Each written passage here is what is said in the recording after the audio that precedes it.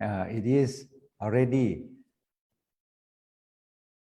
7 o'clock in Bangkok, 7 o'clock in the evening in Bangkok. So let us start our forum on the future of world valuation profession. And today we have our honorable guest to come to our forum. That is Mr. Alexander Aronson, FRICS from the IBSC International Valuation Standard Committee. Welcome. And we also have Mr.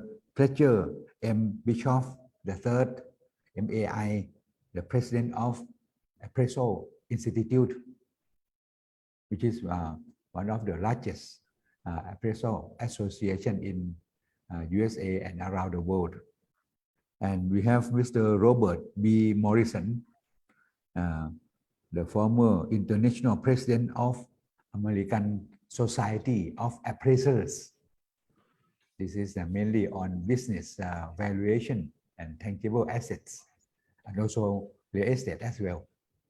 And last but not least is Mr. J. Richard Claywell, ICVS, the chairman of IACVS.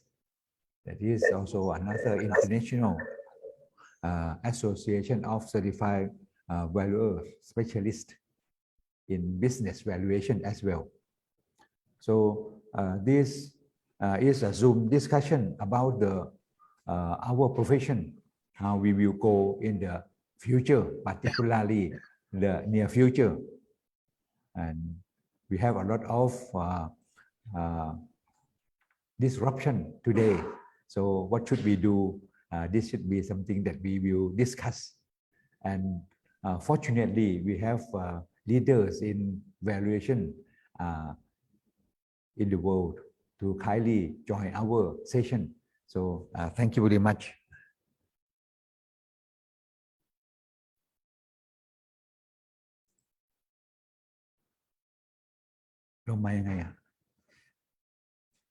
One moment หน้าถัดไป So first, let me introduce our VFC shortly. VFC is an abbreviation for the International Real Estate Federation, founded in 1951, shortly after World War II. And the headquarters is now in France, in Paris. And our association mainly in real estate. We have our architect, our brokers, developers, and for me as valuers or appraisers in this International Real Estate Federation as well. And we also have property managers and the like. So this is the conglomeration of professionals related to real estate. And now we have around 70 years, and we have around 70 countries to be in this umbrella. In Thailand, we have VFC Thai or VFC Thailand, which is an association that I'm the president of VFC Thai. So in this region, we have several VFC like Singapore, Malaysia, the Philippines, Vietnam, and the like, and mostly maybe in Europe and in America. And next week, starting from Monday, we will have our 72nd VFC World Congress in Paris. So tomorrow, day after tomorrow morning, early in the morning, I will fly to Paris for this Congress. Last year, we did not have it because of COVID-19, but this year, we will have this annual Congress. So if you can kindly come, you can join us as well. And in VFC, we have the World Council of Experts. Actually, in VFC, we have World Council of Managers, where property management profession or property managers also available in USA, like BOMITE or BOMA, Building Owner and Manager Associations, really famous there. We organize some courses with them there as in Thailand as well. So we have several other World Council. We have World Council of Developers, World Council of Managers, World Council of Brokers, and here in our council we have World Council of Experts. Now I'm the president of the World Council of Experts, and our council members came from España, like Miss Eva Gonzalez Nebraska, and we also from Bulgaria. He is a property manager, Mr. Ivan Velkov. We also have Mr. Joshua Duncan, my good friend from Seattle, USA. He is also our vice president.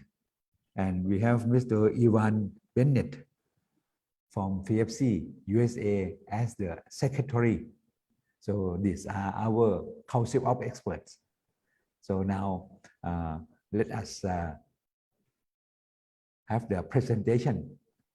And before we go on, first our speakers for today, for this evening or today, we have Mr. Alexander Oranson, the IVSC Director of Technical Standards.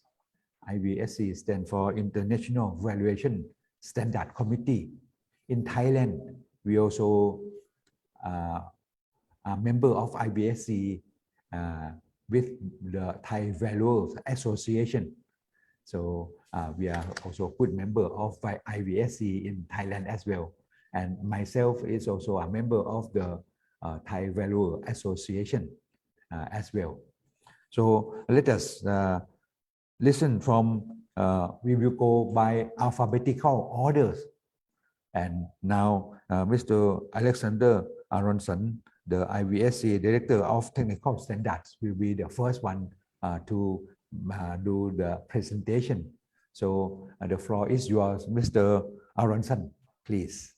Thank you very much indeed, sir, and it's an honor to be here tonight for the panel discussion on such an important topic. I'm just going to wait because the gentleman needs to remove your slides before I can share mine. So if you can just ask him to click something, that should be fine. Hopefully you can all see my slides. Can everyone see? Yes. Thank you very much. I'm going to try and do this presentation in about 15 minutes. In all honesty, it probably needs slightly more. So I thought I'd start off by just telling a little bit about who we are. So we're the International Valuation Standards Council. We're the global body responsible for developing and setting international valuation standards and promoting and growing the valuation profession worldwide, which is why this topic is extremely important to us. We're independent, we're not for profit, we cover all areas of valuation, tangible assets, business valuation, and financial instruments. And just looking first, before we get to the topic, at the actual international valuation standards.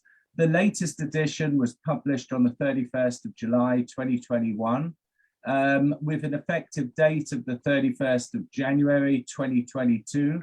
It comprises of general standards and asset standards as well. And if we look at the general standards, first of all, they cover all specialisms. So that's everything that you need to do from your initial instruction all the way through to investigations and compliance.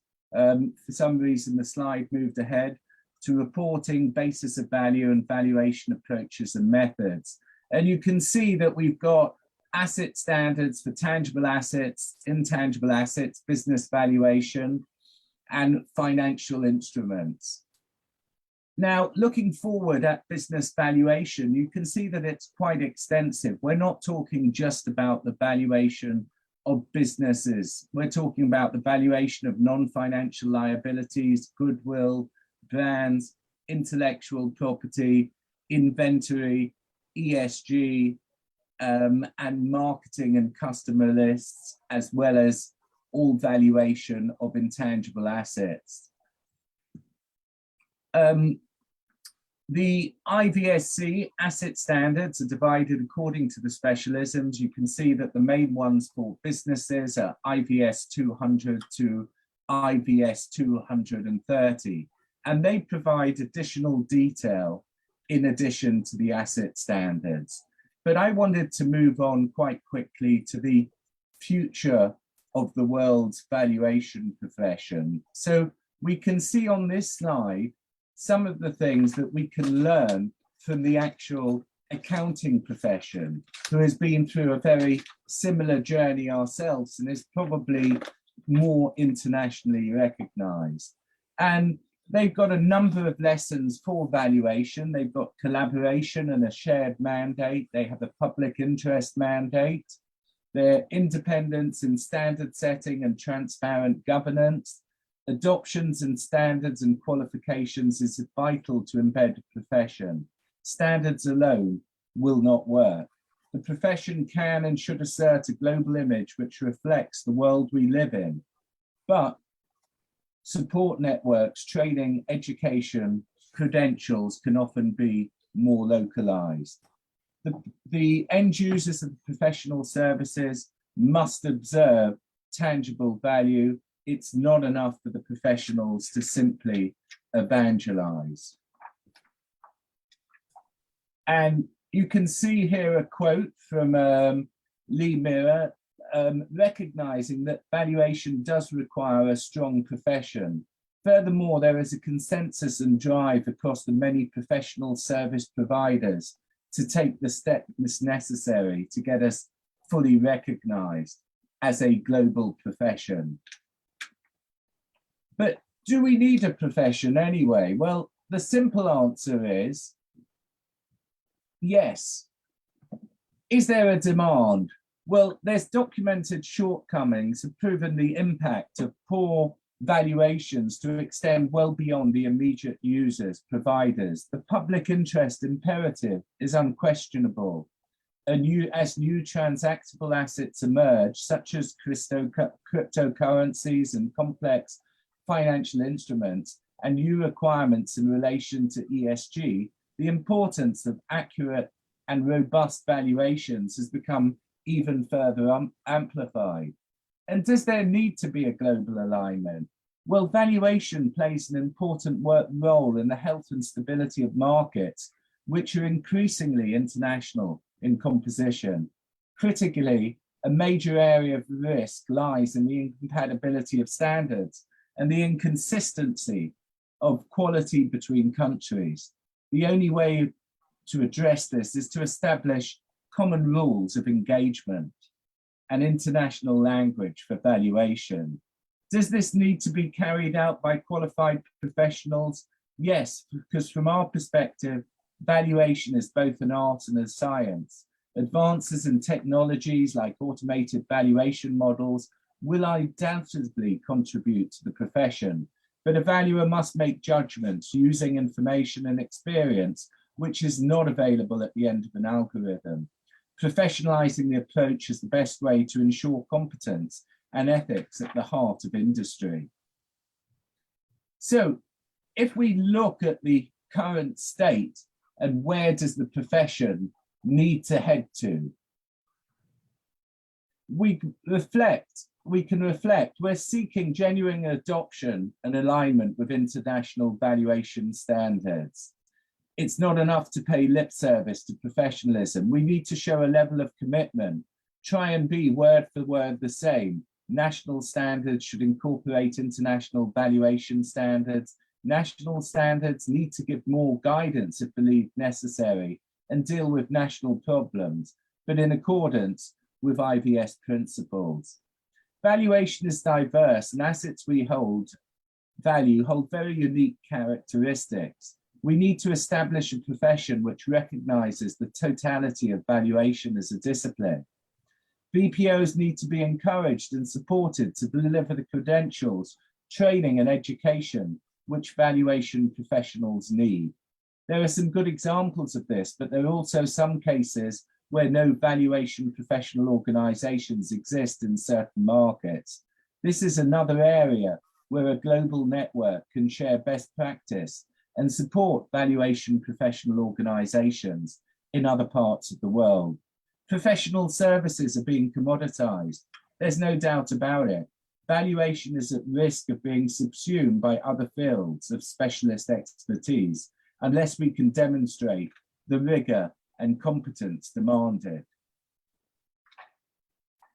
And thankfully today, many VPOs are seeing their role in establishing international standards. These VPOs are seeing adoption of IVS as a means of not only of internationalizing the valuation sector in their own jurisdictions, but also as a way of enhancing the professional credentials of their members on the world stage. China has started to embrace IVS through the China Appraisal Society, and there are more than 35,000 qualified valuation professionals there working in all areas of valuation. So where does the focus need to be going forward? Well, here are 10 areas that we believe that we should consider. A learned and respected body of individuals, an organized body to create and uphold standards, standards based on a conceptual underpinning, entry requirements, code of ethics, core training leading to qualification, work experience, assessment of competence, continuing professional development, and monitoring and oversight.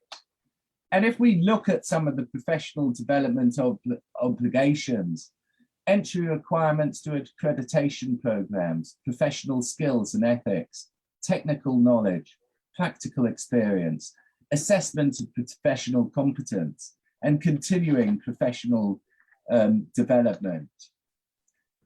And where will we be in 10 years' time? Hopefully, IVS will be recognized in global markets. It will be aligned with IFRS. It will be incorporated within national systems or established as a market norm for valuations to be widely recognized for the important work that we deliver.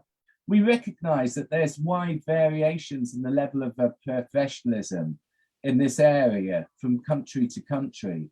Some organizations are playing it, but actually need to seriously invest in skills and competencies to develop a proper recognized qualification.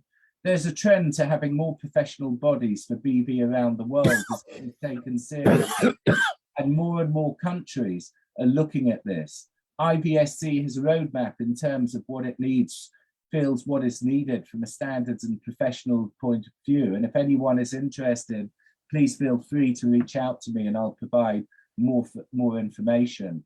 Regulatory leaders are taking this space very seriously, and IVSC is in advanced discussions, which will in the medium term will change the way the world approaches this. IVSC is investing in this area and will soon open an IVSC Asia office, backed by various banks, government departments and consultancies. And if any organization wants to participate, once again, please feel free to contact me. So just very quickly, and I'm aware of the time, looking at some of the future challenges that we're facing, technological developments, how developments in big data, blockchain, artificial intelligence and automated valuation models will impact the industry in general and the role of the valuer in particular.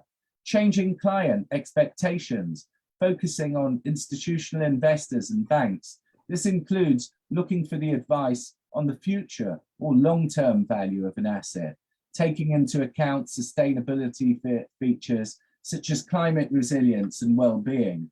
Increased skill sets will be required.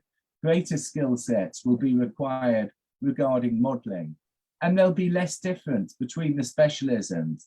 Many business valuers will need a greater understanding of other specialisms, and to a certain extent will need to understand tangible and financial instruments valuation better. So looking at some of the key topics, the valuation and appraisal sector has, as pointed out by Sopon, reached an inflection point as a result of the application of artificial intelligence, machine learning, and other algorithms to structured and unstructured data sets of increasing size and complexity. An ever-evolving regulatory landscape and the market's demand for speed and innovation is driving change faster than ever before.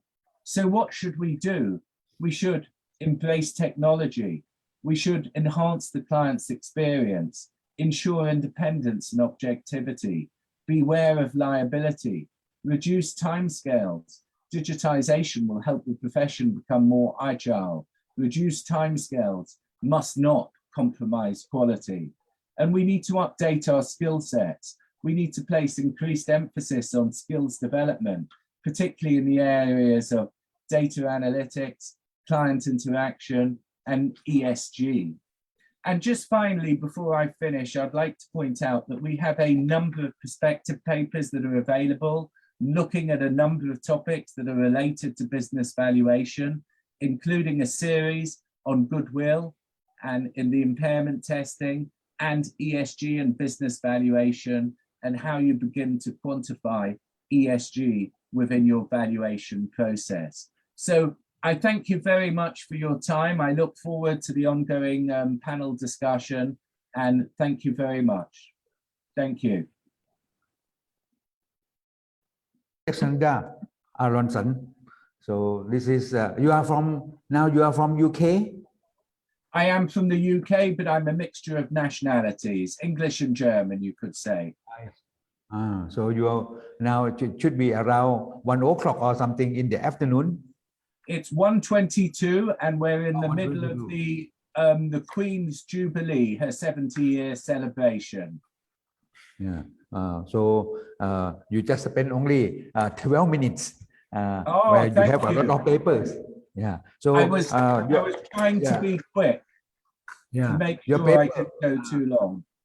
Yeah. Allow me to put it in our website so that we can distribute for our members or anyone who are interested in your paper can listen to, can study your paper, and maybe they should join the IVSC somehow.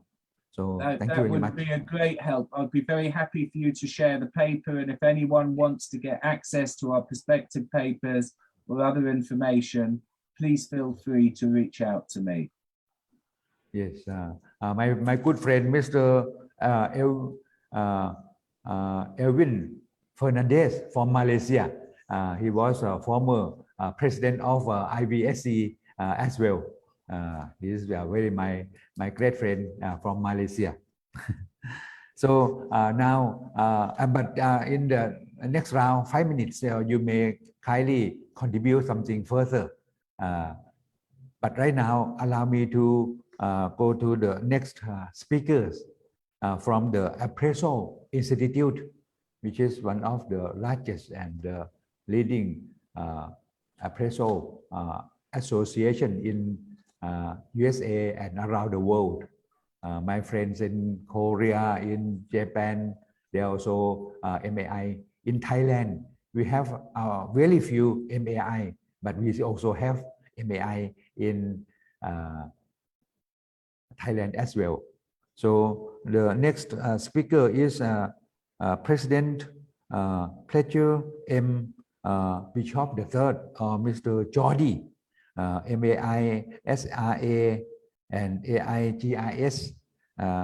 He is the 2022 Appraisal Institute International President. So let us welcome Mr. Bishop III. The floor is yours. Thank you so much. It's early morning here at 8 a.m. or so, and I know it's late for some of you and midday for some of you. I really thank you so much for having me here today. I'm excited to talk to you about some of the challenges that are facing the appraisal industry today, as well as some opportunities that we may have moving forward. You know, for my portion of the presentation, I plan on kind of just addressing some new tools, trends, and technological innovations being adapted by appraisers and what this may mean for the future of the appraisal profession.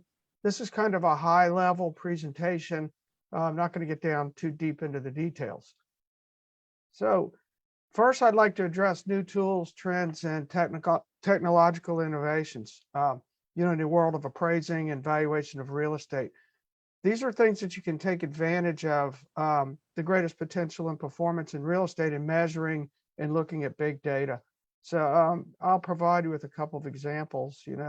Over the next decade or so, with technology, we're going to be able to write reports or contracts, analyze leases. I know there's software that my office uses that will analyze the lease now for us. It'll fish out the details and give it to us pretty quickly. We're going to undertake valuations and even start trading assets with technology. So as a big picture level, everyone knows that technology is going to make residential and commercial real estate unrecognizable to the industry as they see it today. It's going to be something they're not familiar with. It's hard to envision what this means at the micro level and what an appraiser's job will be in 10 years and the skill sets an appraiser might need, or the company, what they should be employing and what kind of people they should be hiring to perform these tasks. It's going to take creativity.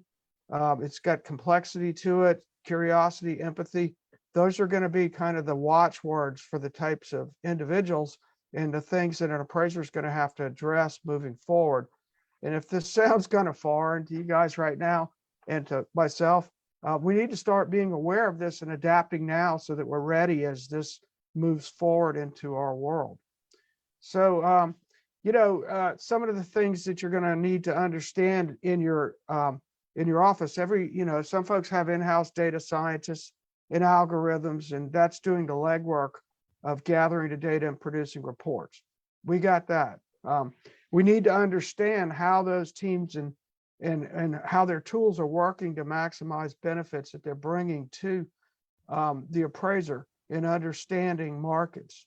This is going to involve a way of working quite differently to what the common real estate appraisal or appraiser is working in today. It's easy for us to interpret what a human would say or understand because we know how humans think. But machines are different. Machines are binary. So the reports and outputs that are produced by machines, we need to understand that we're recognizing the right outputs. And so we've got to really kind of wrap our arms around what they're doing with their studies and algorithms. So we're going to have to be able to ask the right questions to get the information that we're seeking, depending on the user and the need for that particular data set. This is going to involve increasing levels of automation and technological sophistication. And clearly, this hasn't held financing back. And in banking, just like in banking, real estate jobs are going to change dramatically given the advances in technology. Perhaps the most revolutionary will be the need for us to use complex data, often sorting it and having it readily available to apply to our real estate studies or markets that we're looking at. So to be a good real estate professional, we're not going to have to just take night courses in data science. We're going to have to change the way we think and the way we understand that data is being collected, managed, analyzed. And most of all, we need to understand how it's being applied by the individual that is preparing the algorithm and addressing the inputs that are required. So as a real estate appraisal professional, we're going to have to have a good handle on the best way to work with data and technology and the people analyzing it for us.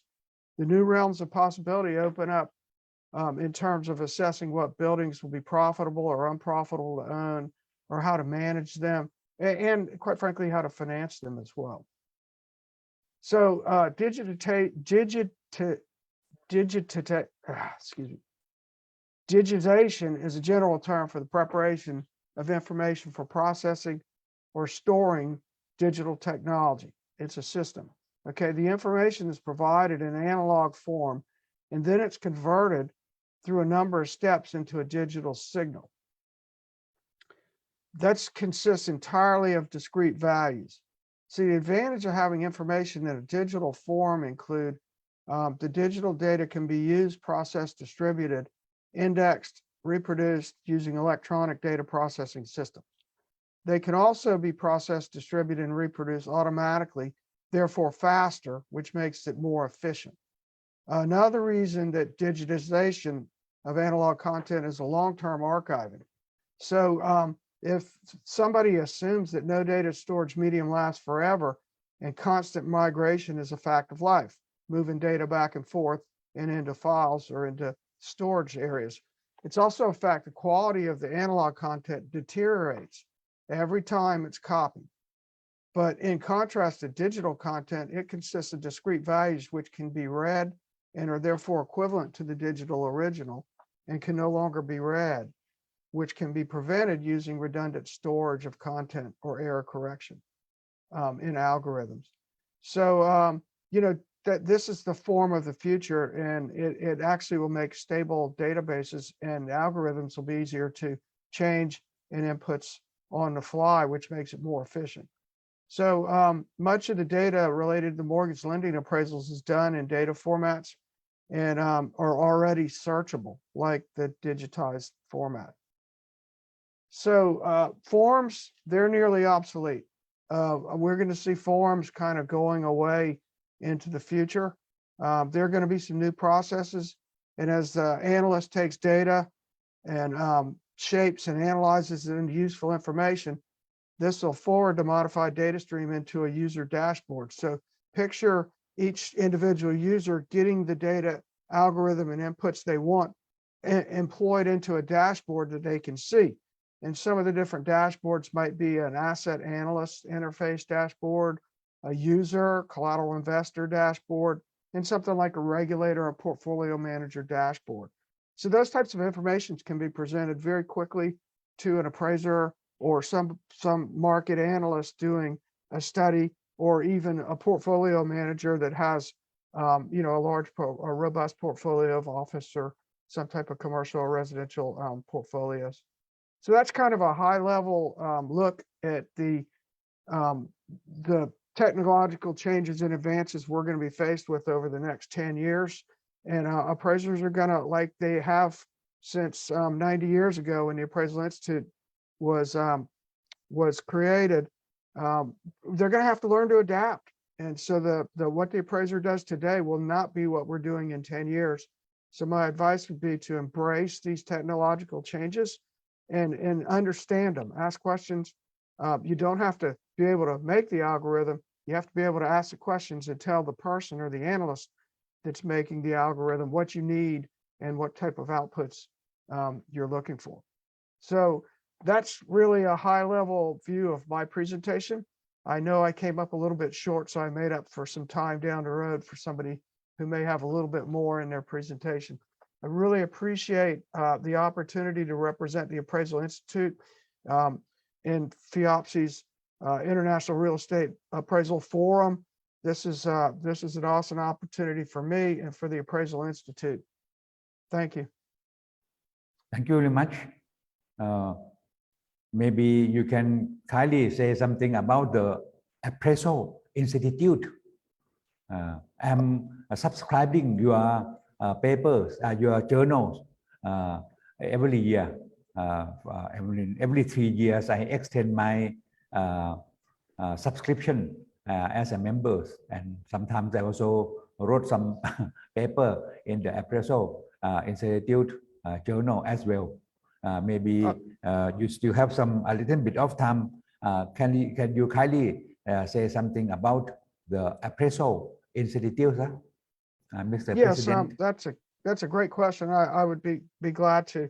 You know, we have folks across the world in designated members, MAIs. We also have practicing affiliate status, which is kind of a lighter fare for somebody who wants the benefits of being associated with the Appraisal Institute, but maybe not necessarily the rigors of obtaining the designation. Our education is available online, live streaming. We have some great educational opportunities for anybody that's interested in our Appraisal Institute educational platform. We do have some written publications. We have the Appraisal Journal, which has a series of articles each quarter, and there are studies done by researchers. There are articles written by actual practicing appraisers on specialty topics and things, timely information that they see there. I find them particularly meaningful. I read them each time. You can subscribe to those if you'd like. We also have the Appraisal Valuation magazine that comes out quarterly, and it has some smaller, lighter fare articles of interest and some items in there that keep you abreast of what's going on in the real estate valuation market. And as far as affiliating with the Appraisal Institute, like I said, we have some classifications of membership that are a lighter fare, and it's our practicing affiliate status or our affiliate status. It's an opportunity for you to become aligned with the Appraisal Institute, but again, not seeking designation, so you're not required to go through the rigors of that type of membership status. But we welcome anybody to purchase our subscriptions. If you'd like to investigate our membership categories as an affiliate member or a practicing affiliate member, you get discounts for our education when you do that, so that would help you in terms of paying for that as well. And then, of course, the greatest benefit I find with the Appraisal Institute is, quite frankly, just the ability to share with peers and stakeholders across the world, like we're doing now. I just listen with interest to what's going on in the individual markets and areas across the globe, as well as in the United States. So that the greatest benefit is just collaboration and being part of the greater world organization. So if anybody has any interest, you can always contact me. My contact information is on the website. You can call me, text me, email me. I'm not much on Twitter, but I'll try. So thank you very much. Thank you, sir. Your annual conference will be in July, like normally your annual conference of the Appraisal Institute will be in July or something. Yes, sir. This year, actually, it's August the 2nd and 3rd in Las Vegas, Nevada. And I'd welcome anybody to come if you want to, particularly if you want to come to Las Vegas. We're going to have a 2-day conference. We have educational opportunities on 22 different topics over 2 days.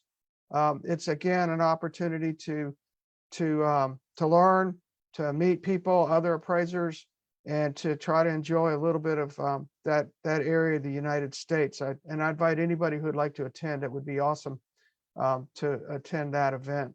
We welcome you. Thank you very much. One personal question. At this time now, what time is it in USA, in your city now? It is 8:38 a.m. Oh, 8:30. So it's in the morning. Yes, sir. Thank you. You get up early today. Yeah, well, a little bit, yeah.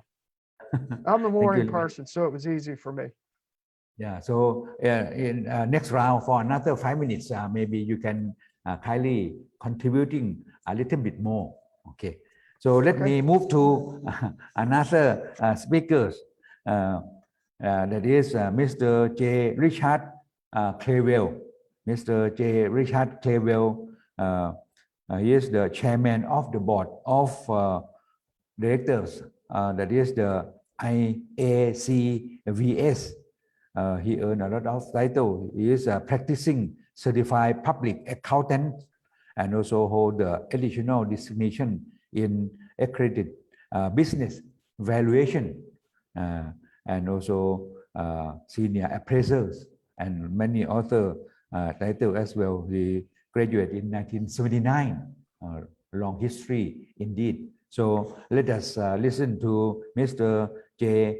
Richard Claywell on the future of valuation, maybe particularly business valuation. So the floor is yours, sir. Thank you very much.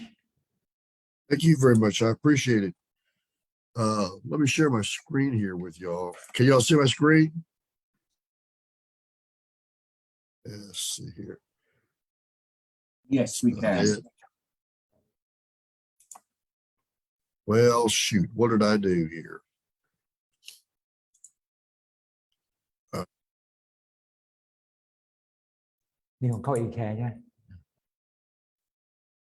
can Well, see your screen. Can you see the outline? Yes, we can, Richard. We can see it. Okay, I'm sorry. Okay, first of all, I'd like to thank you and for letting me give this presentation, and thank the IACBS for letting me do this for y'all. Start this off with, I've got a pretty good cold. Got congestion in my chest, but we're going to work around that. And about 7:40 my time here, so I'm about an hour.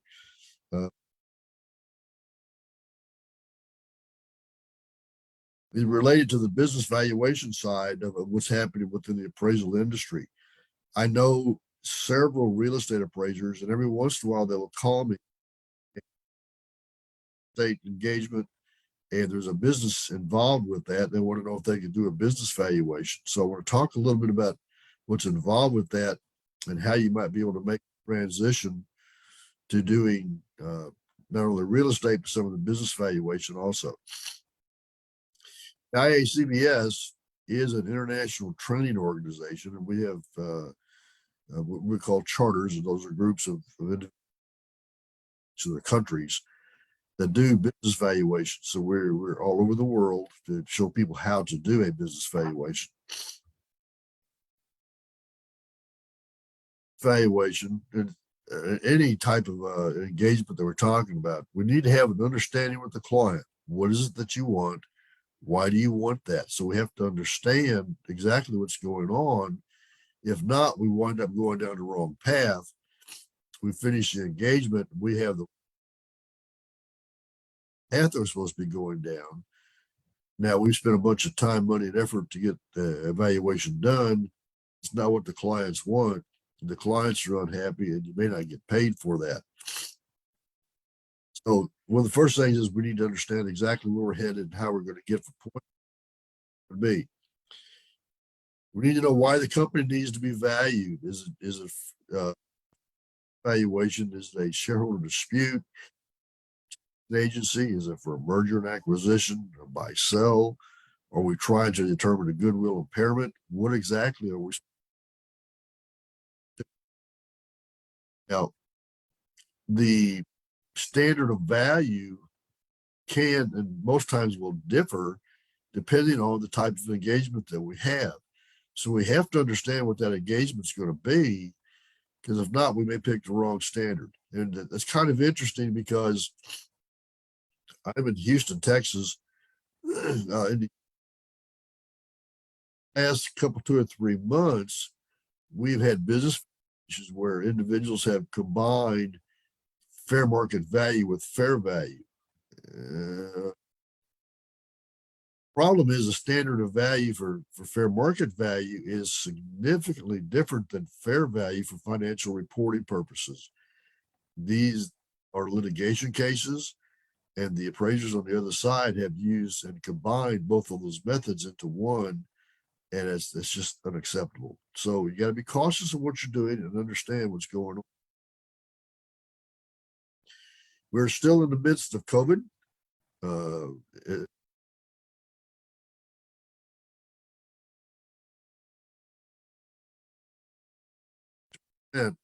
But he's over in Europe, and he had to have a COVID test while they were over there, and come to find out his wife tested positive. So it's still here. It's amongst us, and businesses are impacted by that. So if you're going to do a business valuation, you need to understand how COVID is going to impact the particular company that we're trying to value. A lot of companies are suffering because of COVID. They've lost a lot of business. Their clients are going out of business, so their sources of revenues that are out there changed from doing their normal business to, excuse me, I have a girl swallowed and cold, to changing to where they're manufacturing some of these COVID-19 hand wash products that are out there, and their businesses are moving. So they've changed the style of what they want to do. So we need to know what's happening with that particular company. Then we have to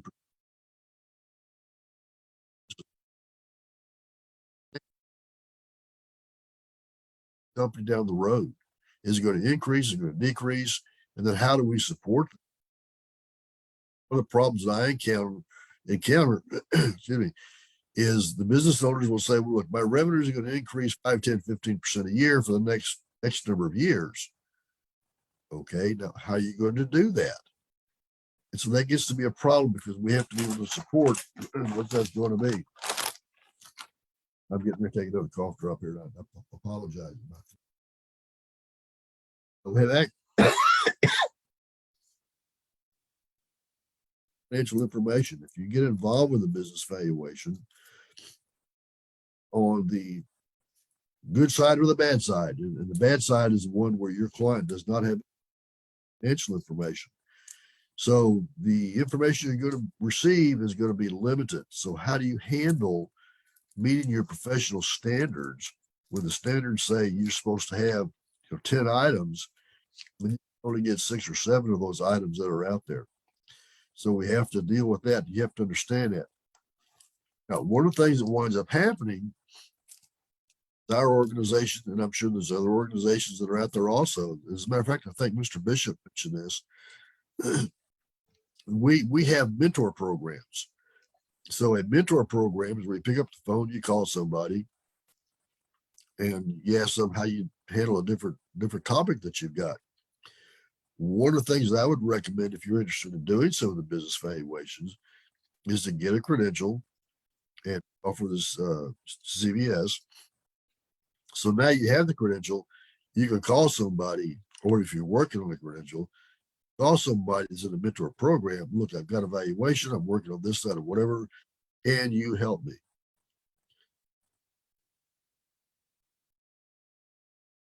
Or you can give us a call. I know from a global standpoint, those are sometimes difficult. But link with a mediator. That way you've got a resource that you can call and find somebody that can help you doing different things. The mentor program is going to use different people that have different experiences and different types of valuations. Find an individual that can help you that's got the experience and have worked in the industry that you're trying to find out about. Excuse me. I'm really sorry. This cold has really got me down. The CPA industry has this thing called professional skepticism. And that is pretty much, I believe you, but maybe I don't trust you. So you've got to provide information to me to support everything that you're saying. And I think that's a good idea, because if not, what winds up happening is the client will tell us, again, I expect my revenues increase 5, 10, 15, 20% a year for X number of years. And how do you know that? Because it's my reputation on the line when I produce a report, those revenues are going to increase 5, 10, 15, 20% a year. I can't support it because that's all the client said. So that doesn't really work. So always use professional skepticism. And just get documentation from the client that says how they expect to support the answer that they're trying to give. In a business valuation, we have an aging population. I think there's an existing market for real estate appraisers if you're interested to get into this. When you're older, or as you get older, you're looking more at retirement planning. How are you going to get out of the company? They need to know what the value that is. So there's a market for that. And that market is getting larger. In the United States, I'm called a baby boomer. I should be retiring, but I really enjoy what I'm doing, so I'm not going to retire anytime soon. But I'm old enough where I could probably go ahead and do that. So that's a market that's out there. Again, you may need a mentor in order to get into doing that. There's also profit enhancement. If you look at a business and the business is not doing all that great, can you increase the value of the company? Can you increase the profitability of the company? And what that consists of primarily, or one way to do that, I guess, is to look at the financial ratios that are out there. Those financial ratios are not in performance with industry. Then can you improve those ratios, i.e., look at the underlying data that supports the analysis and the calculation of that ratio, find out what's wrong with that particular data set that's out there. How can you improve that? One of the, I'm having trouble breathing here still. If you have a current ratio that's not in line with what's happening with the industry, if you go back and you start looking at accounts receivables, for example, with accounts receivables has a large balance compared to what's happening with the industry. Why is that? Accounts receivable, is my credit policy sufficient? So you can make those changes and increase the value of the company. So there's just a whole lot of things like that that we can do. We're looking, there's a guy named Michael Porter, and he's got a book out that's called Competitive Strategies. Expert on doing industry analysis. We need to understand what's happening with the particular industry. How are different items? So I would suggest, if you want to do valuation type of copy of his book and understand what's happening with the industry, really understand what's going on. What are the company's policies and procedures? Do they have internal controls? Allowed to do? What are they not allowed to do? How's management supposed to be guided? So we want to look at those types of items to see what's going to happen with them, and down the road. And someone had mentioned earlier, what we're doing today is not what we're going to be doing in 10 years. And I agree with that. So we need to understand what those policies are. Do those policies need to be revised? So we may be able to do some standpoint. Look, guys, here's what you've got. Your policies are semi-antiquated. I would never tell a client that what you've got is wrong. Be revised and see what you can do with possibly helping them get that taken care of. There's a lot of difficulty in protecting future revenues and future profit. A lot of times people will use this capitalization process. And my understanding in the real estate industry, that primarily is capitalization. In the business valuation world, that's also done, but the majority of the time you use discounted cash flow. The problem with the capitalization of earnings or cash flow process is that those earnings or cash flows should be stabilized. So what people will do is they'll go out and they will wait, take the final year, and they'll give that a weight of 1. The next current year, they give it a 2, then a 3, 4, 5. And all they've done is a weighting. They have not looked at whether or not those earnings are stabilized. What you're saying is that what measuring is the risk of that particular company. So if you do just a capitalization process, given each year what to the risk associated with that particular company. Look at the projections. What's going to happen? Right, really 1, 2, 3, 4, 5. What are the expenses for that? A lot of people will go out and just take. Historically, their revenues have been X, cost of goods sold, or their expenses have been Y, and they keep that same relationship when they make the projection. Something to think about if you do that is what you're saying. All those costs are fixed costs. They're going to stay the same regardless of the revenues. And that's not typically the way a company will work. What you have are variable costs that change as a result of the increase or decrease in revenues, and the costs will stay the same. So you need to, so those called variable costs. I think you should address the variable costs if you can do that, and the fixed costs that are out there.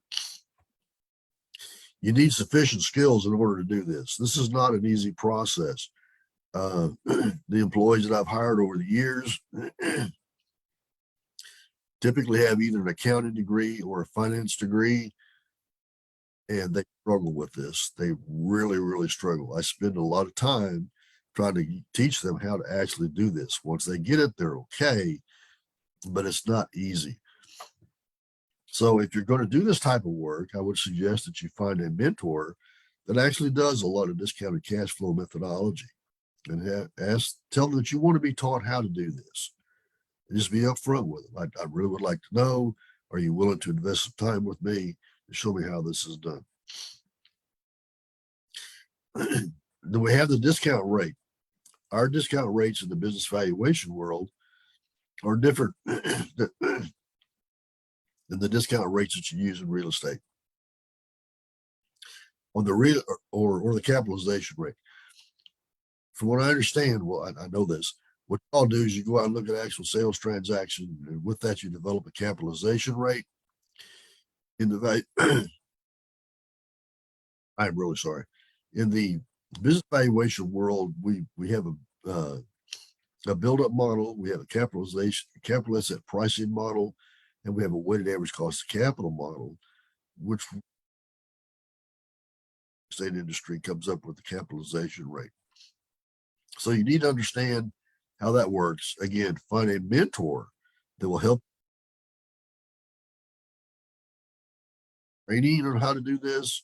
The valuation world, the business valuation world, in the real estate world, I think there's a lot of opportunities, because I'm being called on occasion to ask if I can help a real estate guy actually do a business valuation.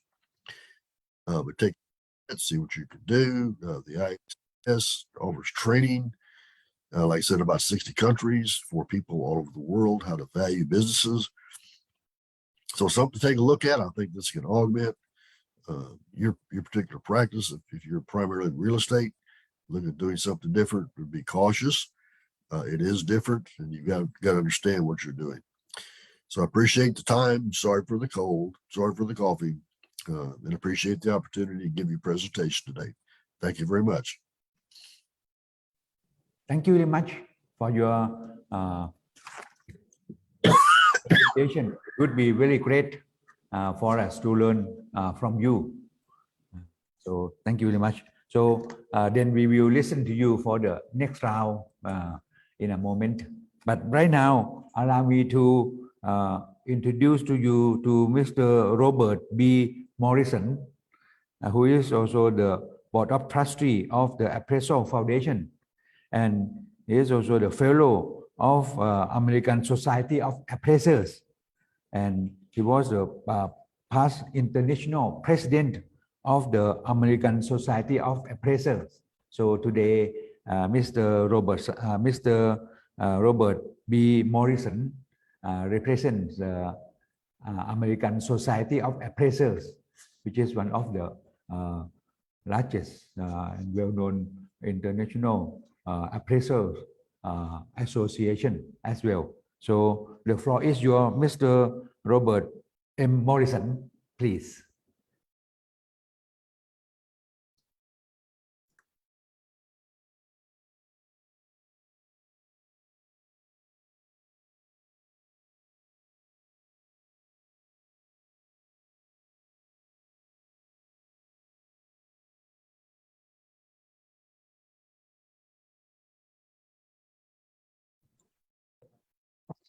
I cannot hear you.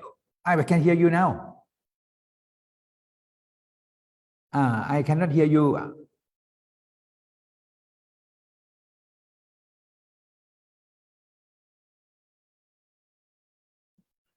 ไปมิวเขาบอกว่า How about now? Yeah, I can hear you now. You know, I spend 8 hours a day on Zoom calls. You think I'd have this figured out by now, but I guess I don't. All right. Let me get the slideshow started.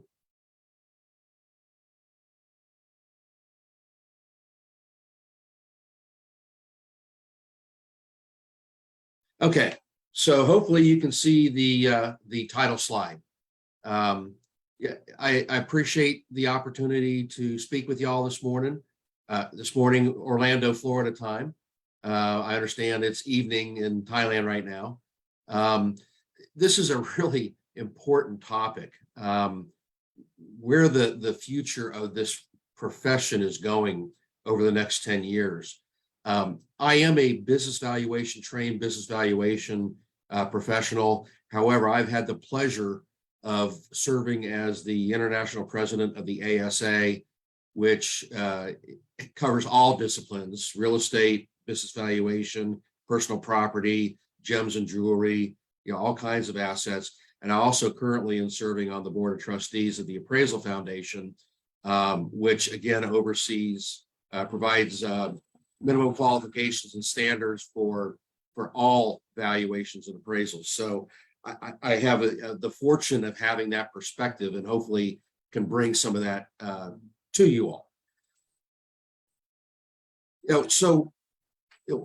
When we think about our profession and where we are and where we're going, we have to keep our focus on the ultimate objective. And I think my friends at the Appraisal Institute, IACVA, AICPA, all ASA, all professional organizations, the ultimate objective is instilling trust in what we do. Because without that trust, without the public trusting what we do, we really have nothing to sell. And so public trust is really the focus and the focal point, I think, of our profession. And certainly the Appraisal Foundation and ASA views trust as the primary objective. So where are we going? Automated valuation models. I think Jody discussed this quite a bit, that we're moving more toward automation technology. And I agree with him. We got to embrace that because it's happening. But I caution us to not subject our professional judgment too much to that automation. 10 years ago, I sat on a panel, an international panel, and it was for specifically business valuation. And we were asked, where will the business valuation profession be in 10 years? And a panel member who was the partner in charge for one of the big four accounting firms' valuation practice globally said, in 10 years, everything will be automated. A business valuation will be completely automated. And I made the mistake of challenging him on that. I said, well, really, judgment, appraiser judgment is so important in what we do. How can we ever automate that judgment? And so I caution us, against blind reliance on these automated valuation models, and putting our professional judgment in the back seat. Now, judgment involves some subjective assessments. And even though we would love to have everything that objective, data-driven, you put numbers into a computer and it spits out the value, like this model shows, there's got to be judgment involved in it, and you've got to be able to support that judgment. So, I get it that we're heading down that line of more automation, AI, technology, all this stuff to make what we do quicker, more objective. But let's not lose sight that what we really get paid for is our judgment, not for a computer model. So don't lose sight of that judgment. Another huge issue I see, and we're experiencing at ASA and the Appraisal Foundation, is the push for diversity, equity, and inclusion.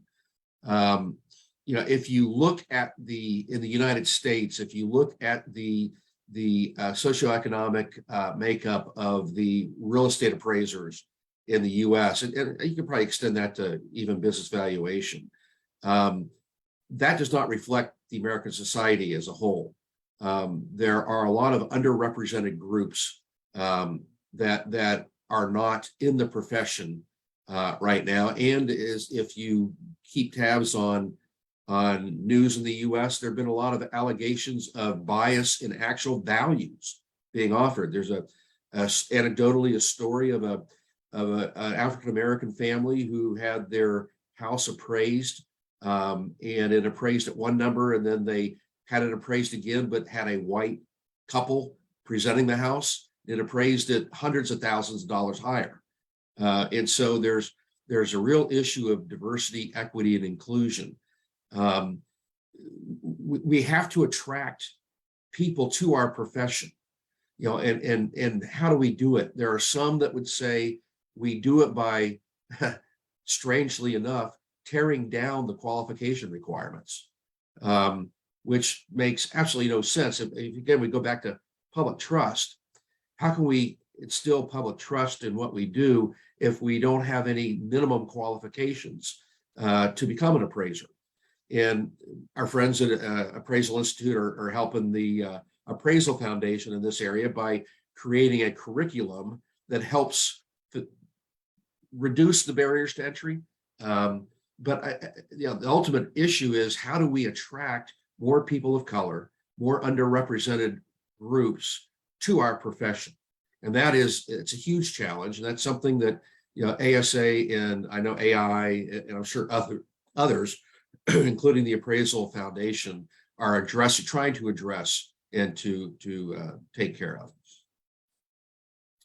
The silver tsunami. This is, you know, I am part of the silver tsunami. Our profession is getting old. You know, there are a whole bunch of us that are, you know, 55 and older in this profession. And what's going to happen when we all start retiring? You know, what's the backfill? What are we doing to attract younger people to this profession? You know, there's a lot of universities that have real estate programs. You can get a degree in real estate, not in real estate appraisal.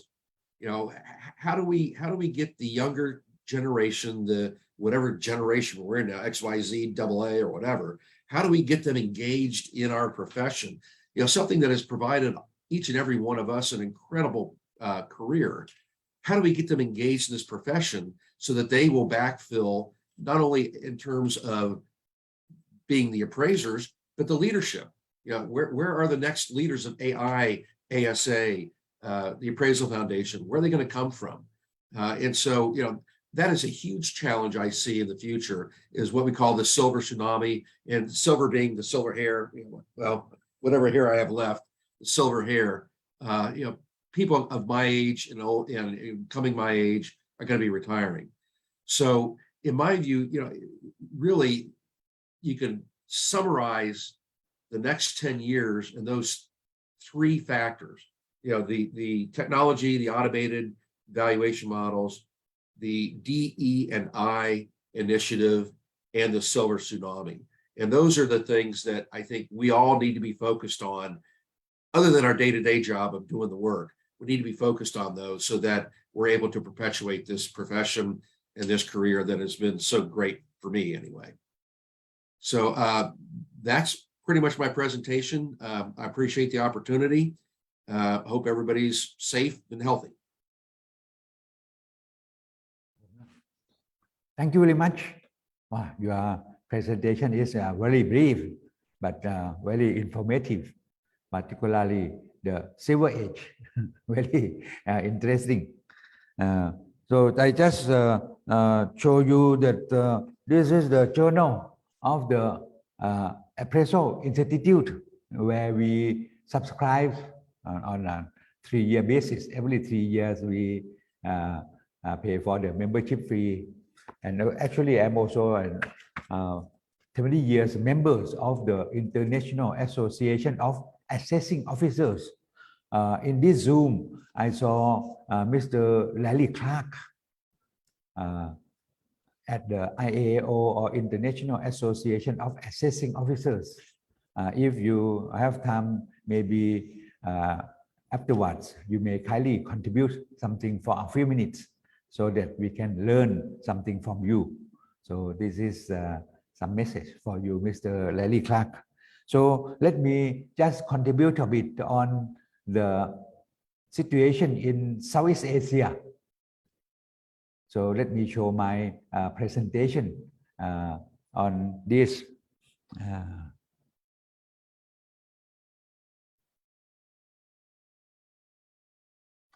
So, so let me do some presentation in the case of in Asian countries.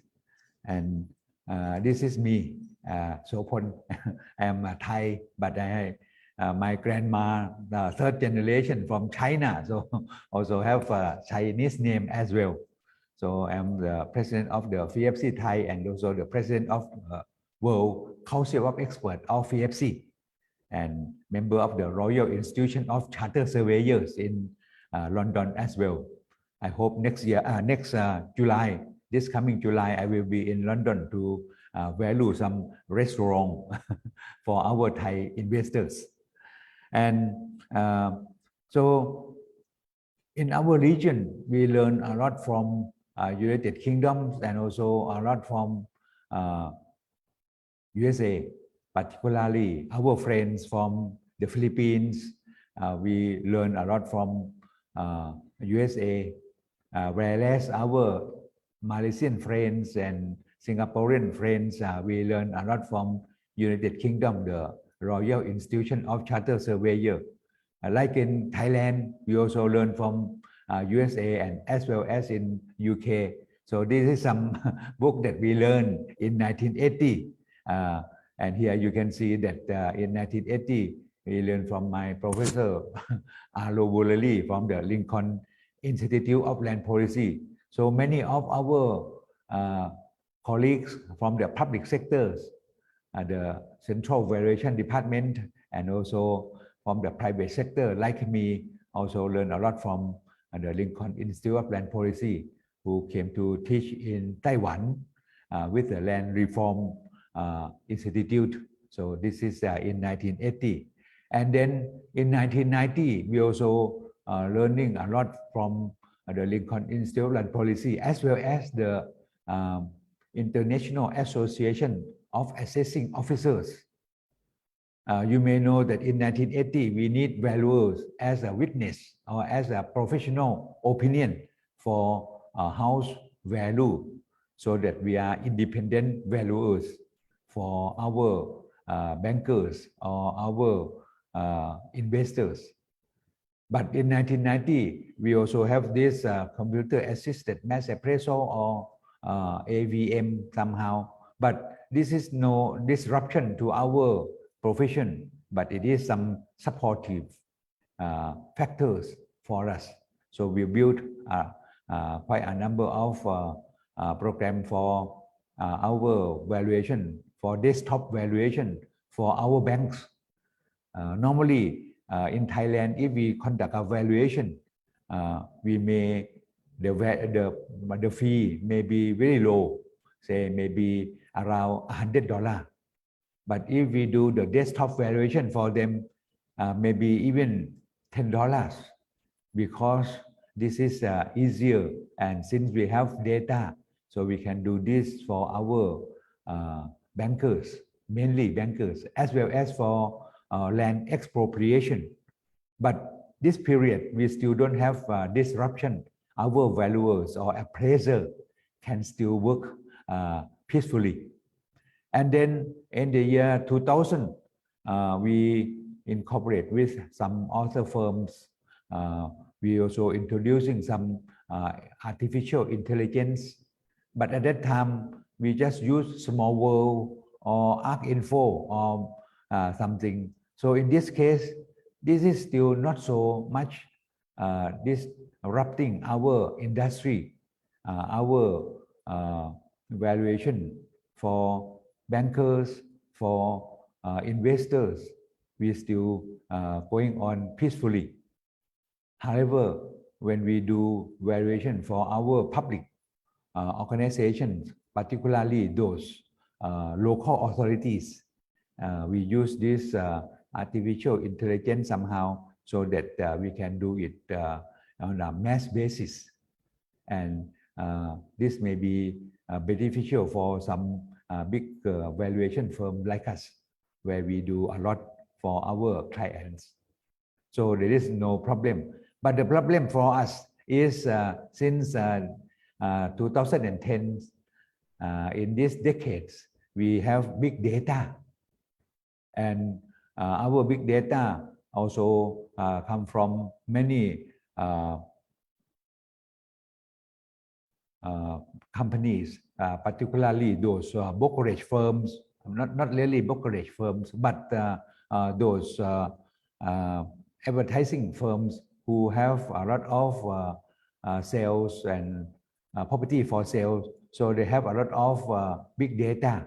They know the behaviors of the buyers, and they know the price really quickly and very accurately. So this is a big disruption for us today.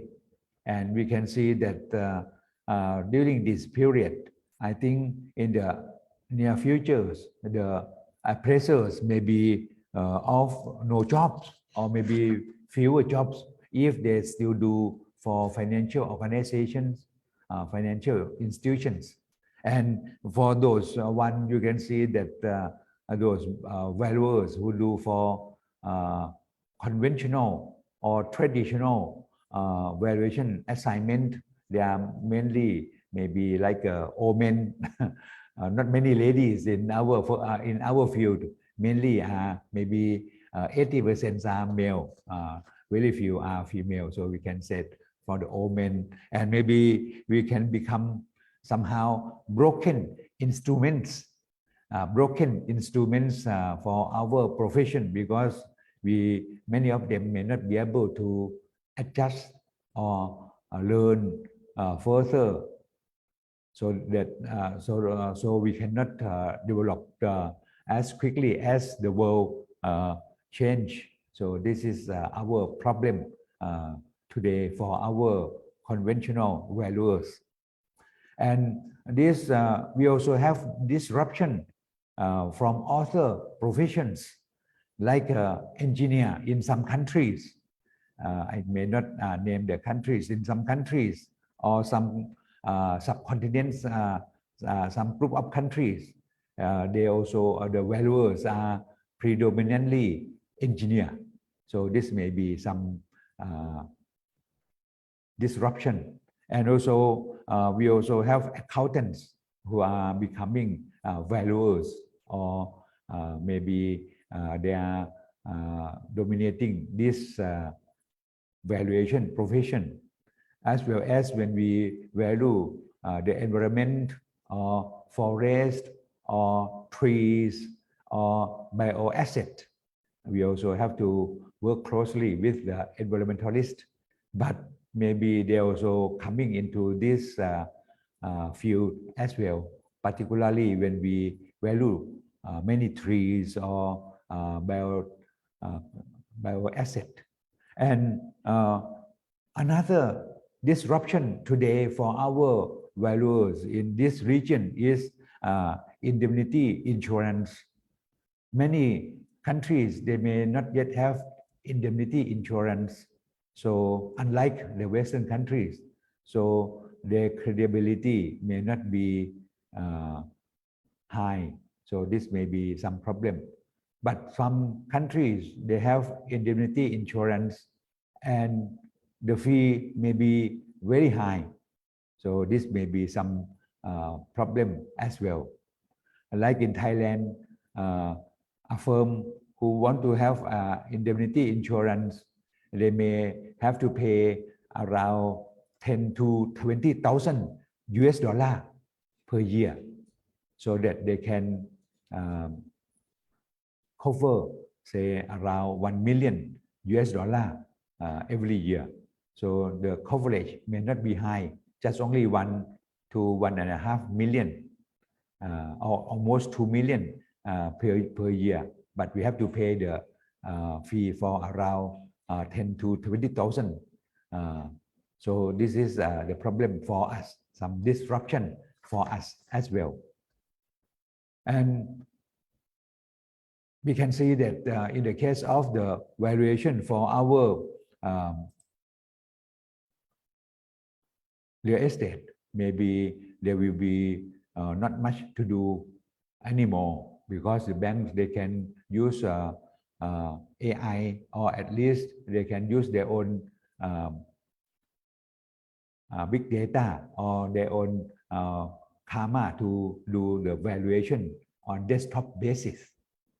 However, in the case of personal properties, like plants and machineries that may be very famous in India or many countries, in this case, they still need our valuation service from valuation firms in Thailand or Malaysia and many other countries. But we don't have many plants and machinery valuations. Most of our valuers are real estate valuation. And another expansion is the valuation of business.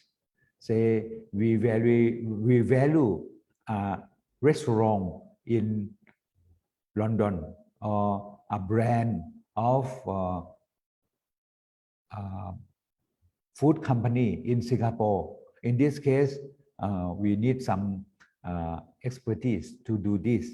And we also have to extract the business value not related to tangible asset, that is movable and immovable. We have to see what is the business value and what is the brand of that business as well.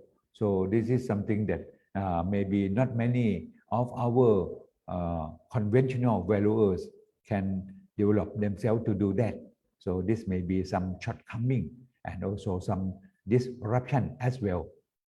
So in some, I can say that something like a cryptocurrency, someone said we can value this, but someone may also say that we may not be able to value this because there is no asset back or something. So maybe in the near future, we may have some webinars to discuss about how to value this cryptocurrency, particularly Bitcoin, that is the most famous one. But now in Thailand, we have so many coins, and some of them are 100% risk or maybe 99% risk. So in that case, there may be no value or very little value. So what we have to do right now, we have to be not only when we value real estate, we are not only the one who give the figures, give the price or the value of the properties, but maybe we have to become a consultant on how to plan for the development of that piece of land or that buildings, how we should renovate or something. So in this case, we have to think in terms of the investors, not only as valuers, or maybe we can be a counselor as well. So this is our extended role that we can develop ourselves to do that. And we also have to be able to forecast for the business. If we cannot see the life cycle, we cannot forecast for the business, we will be in big trouble because we don't know the industry well, and we will not be able to value the properties, tangible or intangible asset effectively. So this is something that we have to study. And we also have to know something about the economic life. Like when we work for the hotels, we have so many lives. My friend, Mr. Victor Lim, who is the expert in valuing hotel in Singapore, Mr. Victor Lim, he also study a lot on the life cycle of many things related to hotels that we have to refurbish over time. So this is something that we need to learn so that we are expert in this field. And we need to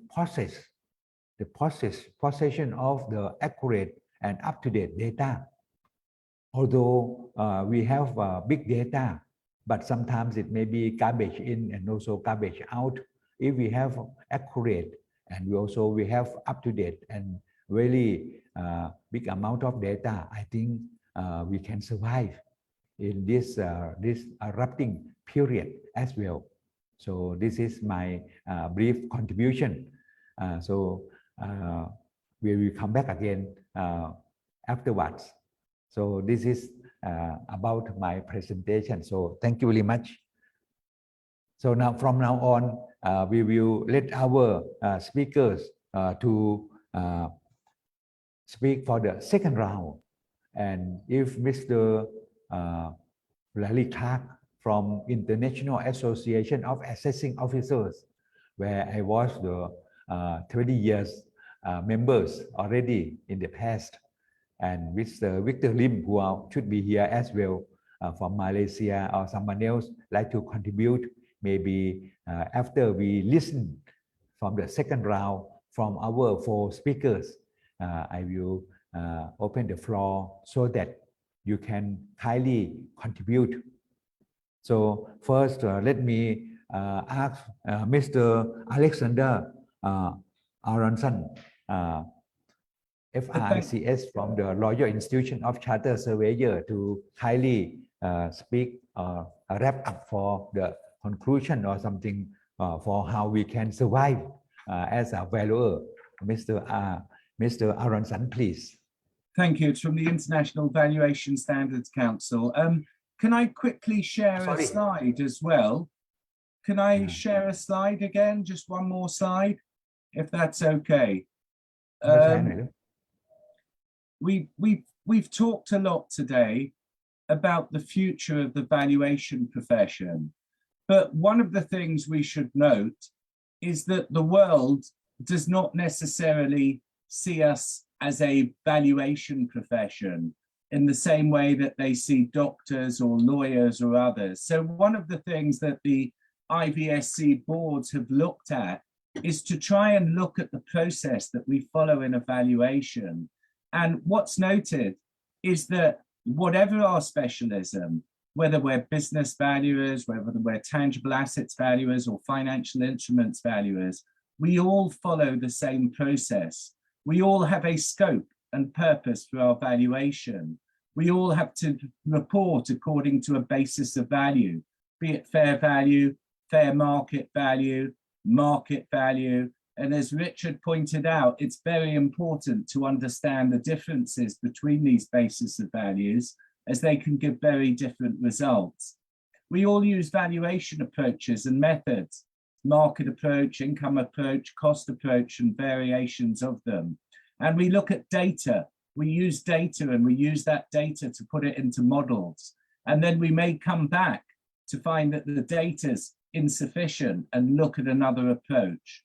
We all need to have quality control and review, and we all need to come out with a valuation that is compliant or to a particular standard. So one of the things that's extremely important is that we bring ourselves together as a profession and we recognize our similarities. We are all valuers. We may have different specialisms, but we work together. We shouldn't be scared of change. You know, it's not that many years ago that we used slide rules.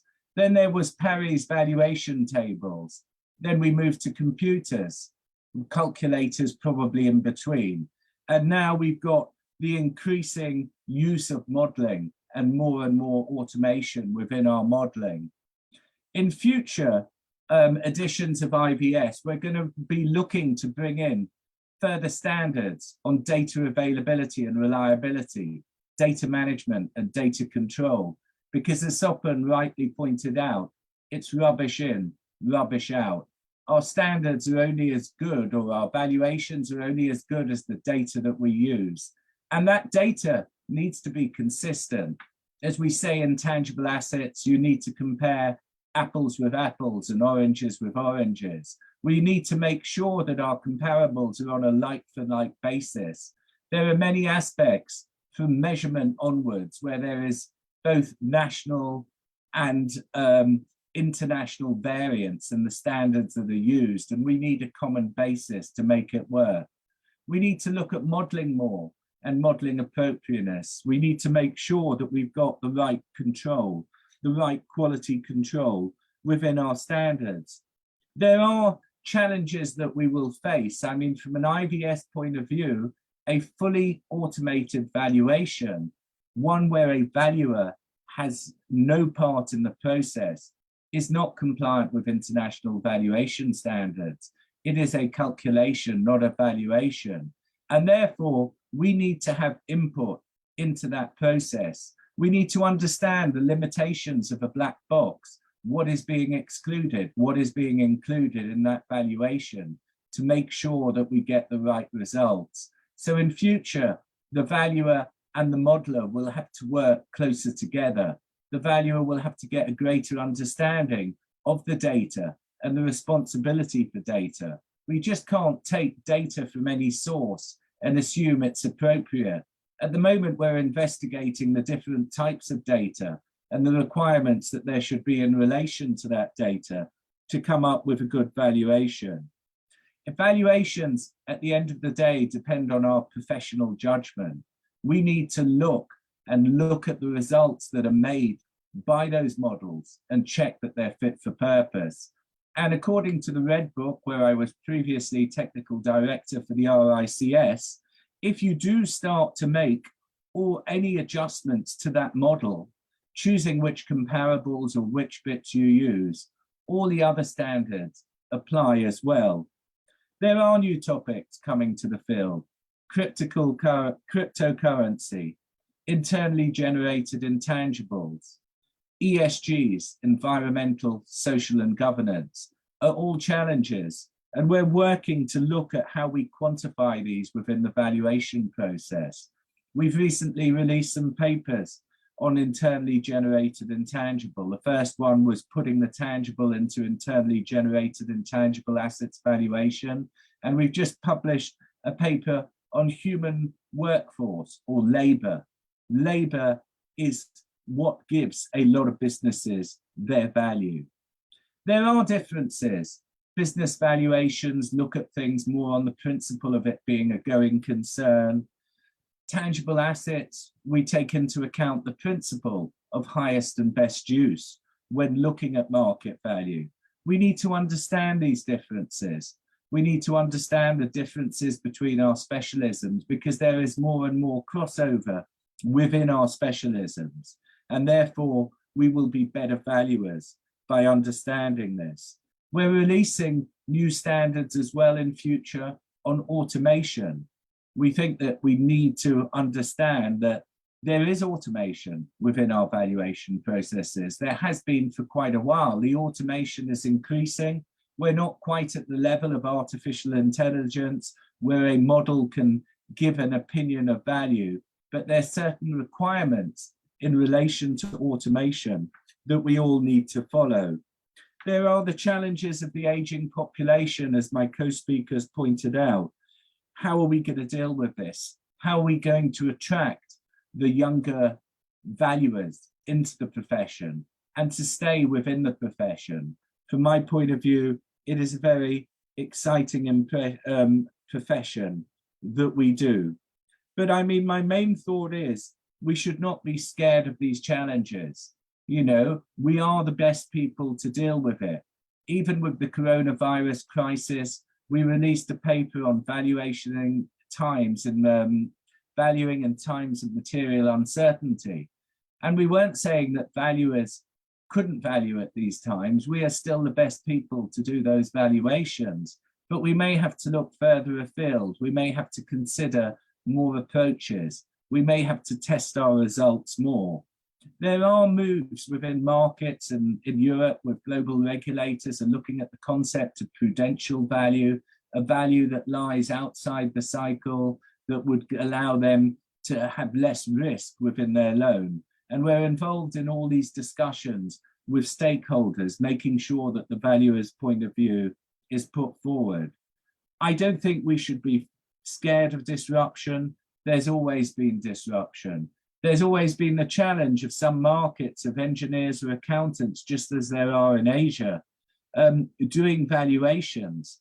And this is not necessarily always a bad thing. There are very good people who trained with accountancy who have moved over to valuation. But at the same time, many make the mistake of equating cost with value.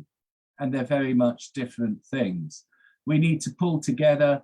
We need to embrace these challenges and look forward to an exciting future. And yes, I agree with our host that we are going to play more of a consultative role as well. People are going to be less concerned about the actual number, but they'll want to understand more the reasoning behind that number. And I think that all these challenges can be embraced by us in future. I don't think that we should be concerned. We should just make sure that we have the right standards in place to do a good and professional job. And IVSE is very much working towards bringing the valuation industry together and making sure that we have the standards in place at an international level that will help us give fit for purpose valuations. So that's a very quick summary of my view in relation to the discussion. And thank you very much for giving me the opportunity of speaking today. Thank you.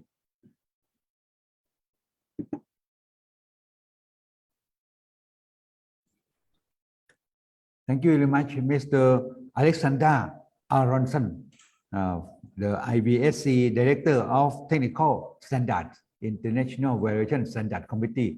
Sorry, I said the wrong organization. Don't worry, it was my previous role, so don't worry. Thank you. Yeah, thank you, sir. So next, let me ask Mr. Fletcher M. Bishop the Third, Mr. Jordi, MAI, the 2022 Appraisal Institute President, to give some summary on how to be the way out for our appraiser or valuers around the world. Please, sir. Awesome. And yeah, and please don't misunderstand when I talked about embracing the technology. I wasn't suggesting that the practicing appraiser that does the actual real estate appraiser would be replaced. That's not it at all, because there's a need for appraisals. Residential is completely different from commercial, but at the end of the day, I tell my folks, look, machines just take data and they analyze the data and come with some expectation depending on how the individual that creates the algorithm, what the expectation or the intended result is. But humans think through, and so we have to make sure as appraisers that we know more than the big data knows. And by that, I mean, humans are making the decision. And so the gold standard in my mind is I need to know more about the data that I use into decision making and than the computer knows. If I'm simply taking data and plugging into the public data and making a decision, a PC can do that. So the appraiser has to continue to set themselves apart, and that's where they have to understand the market. And so we can't get away from the notion that the appraiser is looking at the house, that they're the property they're appraising, or an office building, or you know, an industrial building, or whatever it is. The appraiser has to know more about the data, the specific data, and what's going on than big data can suggest. And so the gold standard would be the human, the appraiser does their appraisal knowing more about the market, and the big data might support that conclusion that the appraiser comes up with. And so in my mind, big data is good if it's a property with minimal risk and low loan to value, great credit. Why would you want an appraisal done there, a full appraisal, when big data and the subsets within big data might support it, along with a couple other looks? So maybe some lesser involvement by a human in that situation. But at the end of the day, I think the CEO of Zillow's comments in the fourth quarter of last year hit home. They had a business model and implemented it using their algorithms. And Zillow is arguably the most precise AVM model out there in the public and widely accepted. And their CEO even admitted they had difficulty accurately estimating the value of residential properties, to the point where they abandoned their program of buying, renovating, and offering to buy houses quickly from individuals. And so if that doesn't speak to the difficulty of an AVM getting close, but not close enough to accurately appraise a property, nothing does. And so while we embrace technology, we have to understand that we continue as an appraiser, whether it's in BV or the real estate world or portfolio management, the appraiser or the individual managing has to demonstrate the ability to better understand what the markets are doing with support from big data. And then coming back to that, communication's the key. And so the appraiser, absolutely, the individual involved has to be able to communicate why their analysis and their conclusions are more precise than big data. And that's the role that I see the appraiser is a must. And if we have property valuation folks out there that are simply plugging in public data, that's something that the computer does now. So where's the difference? What value do we bring to the table as valuation experts? And that's it. We have to better read the market and better communicate that to our clients with their needs. So it's going to be a little tougher because everybody thinks big data is the solution and the end all. I don't believe that, and I think as professionals, and that's the key. If we have professional valuation folks that take it seriously, want to be better educated, stay on top of their markets, they're going to consistently rise above big data. If we have people valuation folks that treat it as a trade and all they want is to submit a report and get paid, and they really don't care about what they're doing, they're the ones that are at risk for failing in the next 10 years. So my last comments would be, let's find our professionals. Let's get them in our organizations. Our organizations need to bring value to those professionals to rise above the big data push. Thanks. Thank you very much. Thank you very much for your contribution. Very knowledgeable indeed. So let me move to so that is the Mr. Jordi Bischoff III, the 2022 Appraisal Institute President. So let me move to next gentleman, Mr. J. Richard Claywell, the Chairman of the Board of the International Association of Certified Valuation Specialists. Please.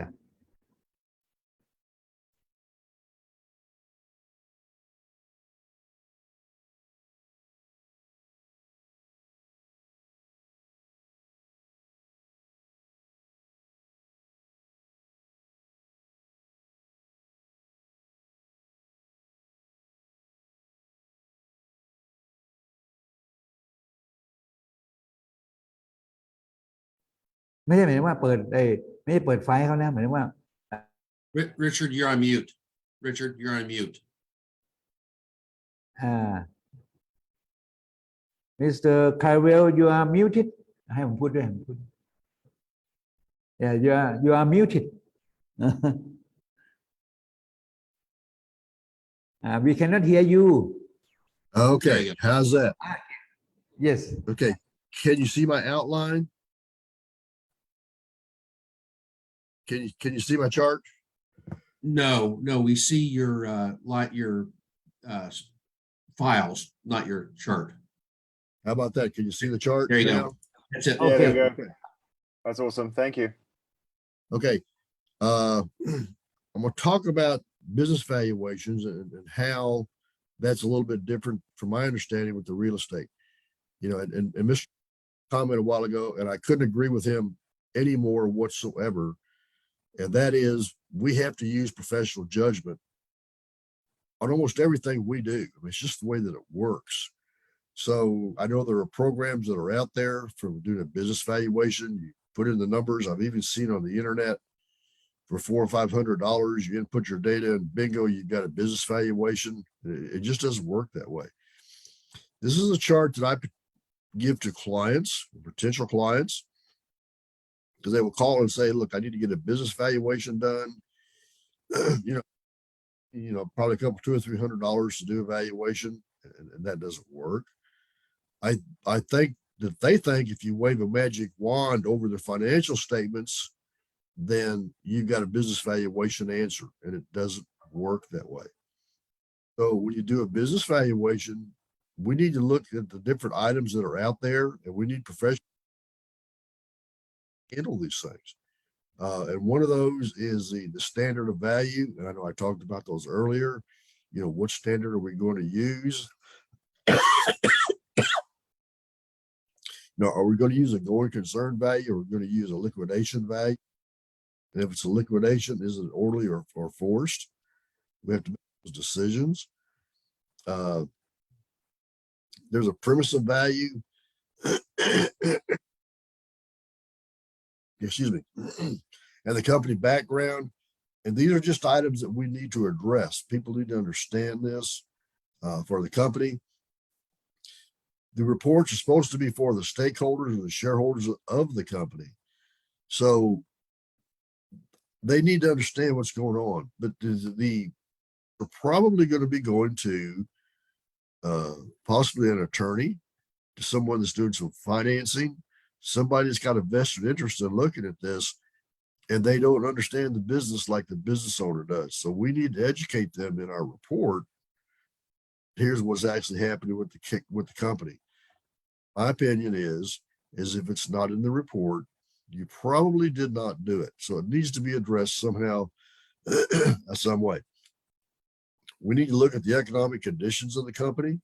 We need to look at the non-financial data of the company. And I've got all these little charts.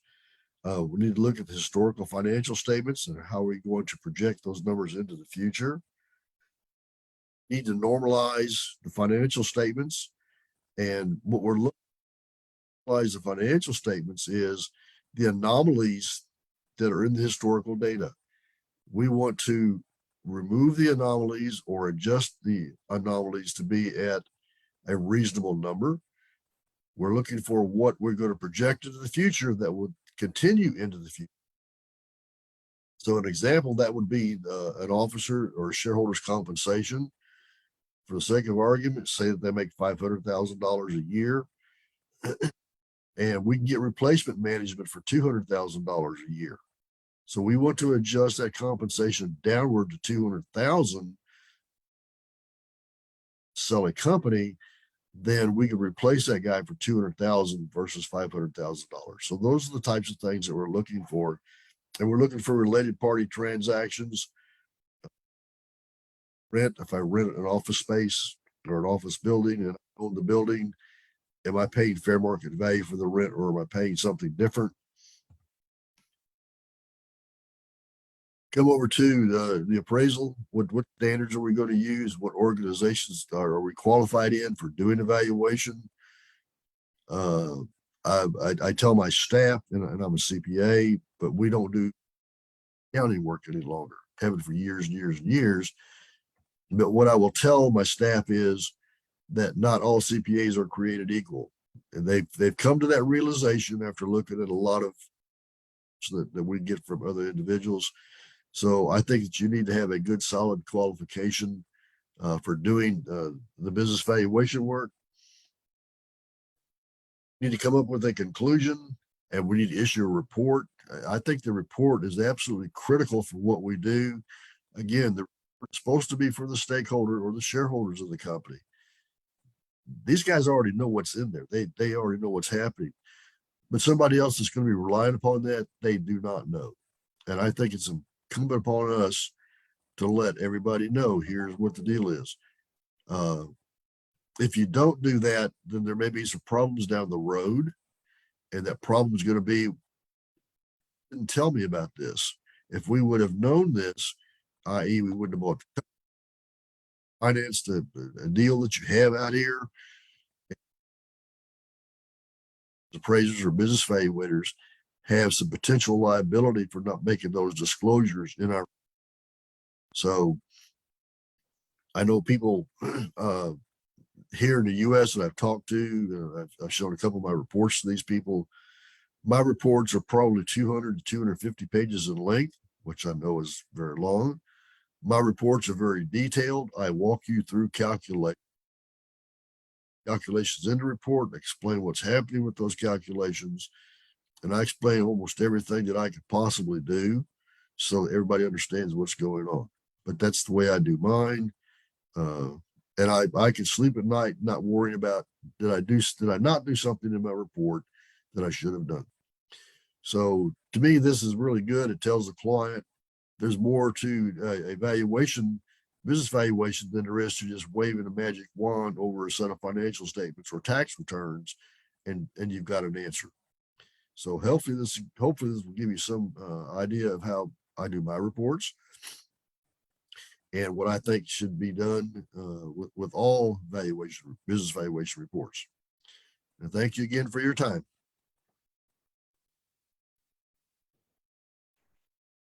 Thank you very much, Mr. J. Richard Claywell from the IACVS, International Association of Certified Valuation Specialists.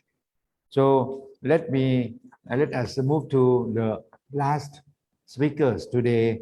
That is Mr. Robert B. Morrison, the past international president of the American Society of Appraisers.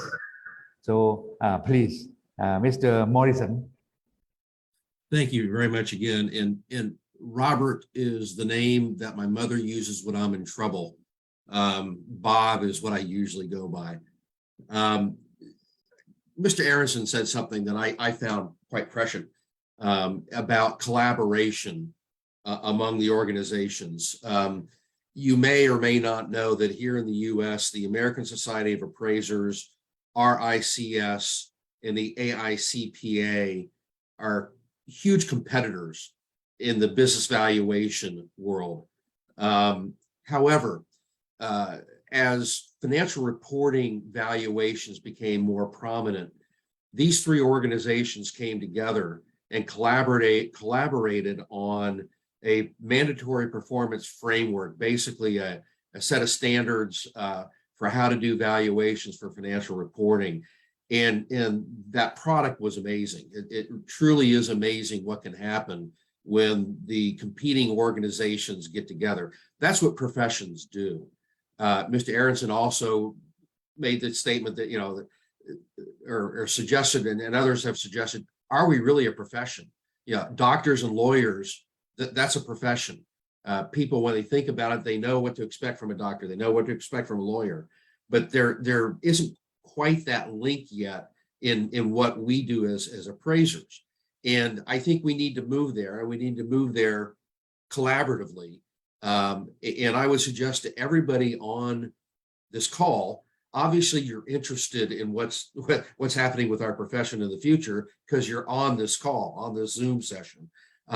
I encourage you to get involved in your local organization, get involved in leadership. If you share that vision of the profession, needing some guidance over the next 10 years, in terms of the three things I talked about, the AVMs, the silver tsunami, and DE&I, get involved, contribute. It's very rewarding, I can tell you, and I'm sure my fellow panelists would agree. When you get involved, you meet incredibly smart people around the world, and you learn a lot of stuff you didn't know before. And so I would encourage you to participate in that, participate in being the solution, participate in furthering the profession. You'll be rewarded 10 times. Thank you.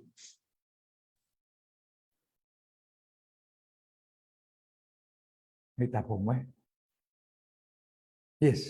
So thank you very much.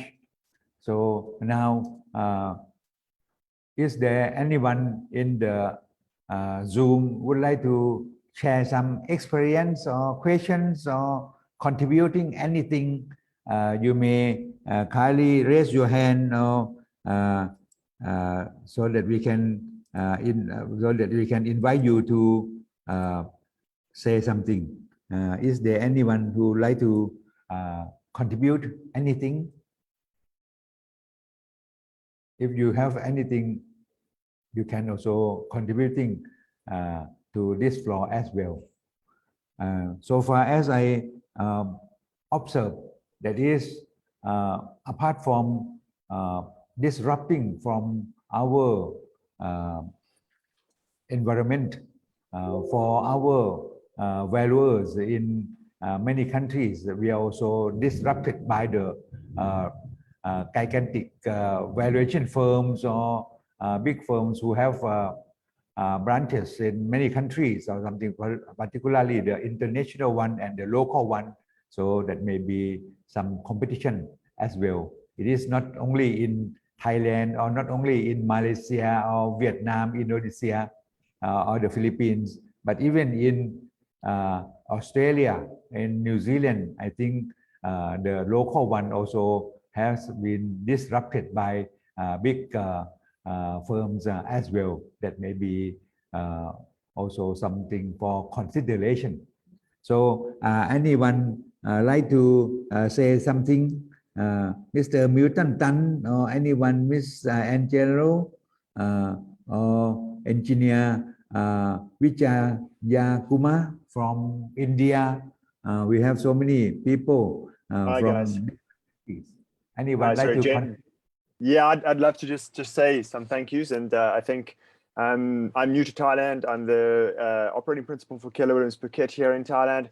And talking about valuation and about standards and looking at big data is something that I find is very lacking here. I come from an environment where we had access to all that big data, and being able to do a desktop valuation really just helped us with our listing presentations.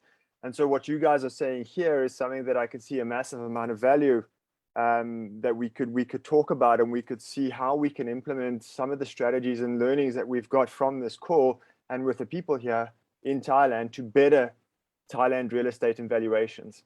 So I love that. I thank you guys for that. A lot of good food for thought there. Any last one who like to, thank you very much. Any last one who like to contribute for our floor or discussing anything with our distinguished speakers? You can kindly join us. Anyone else?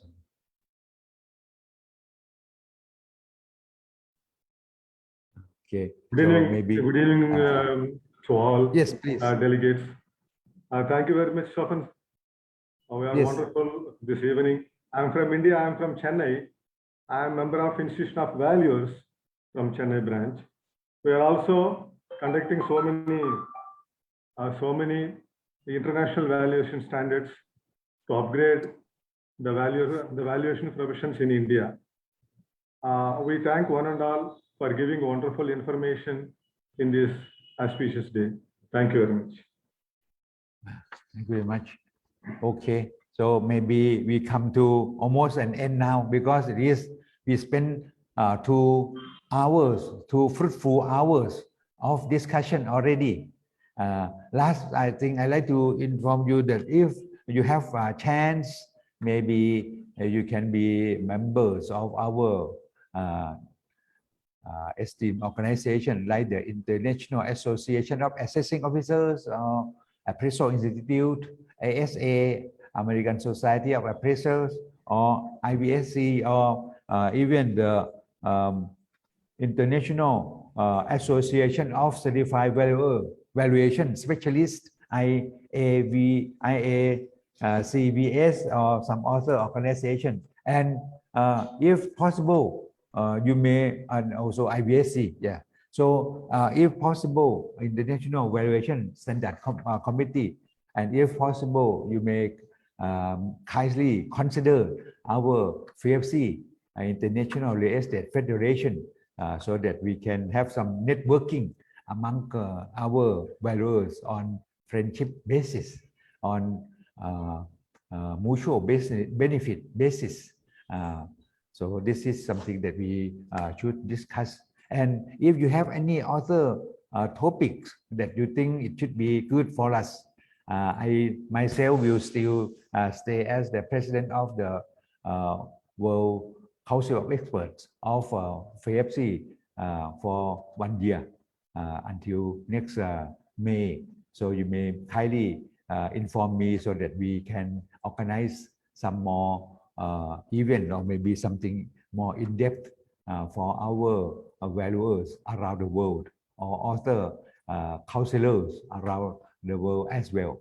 So maybe today we have to thanks to all of our speakers ขึ้นหน้าแรก all of our speakers and our participants who are in this forum. That is Mr. Alexander Aronson from the IVSC International Valuation Standard Committee, Mr.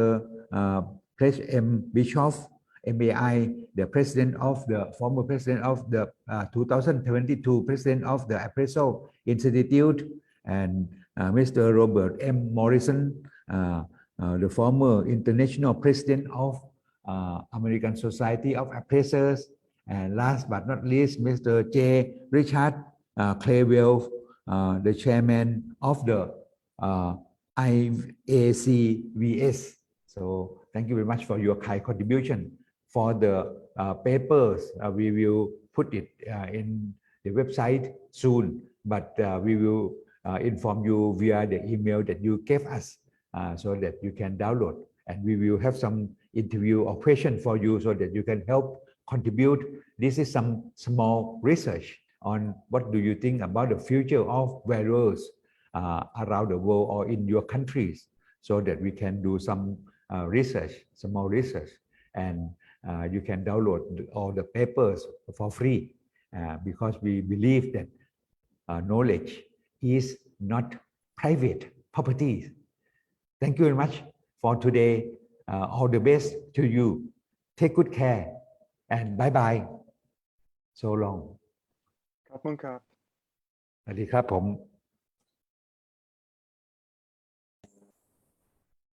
Goodbye, goodbye.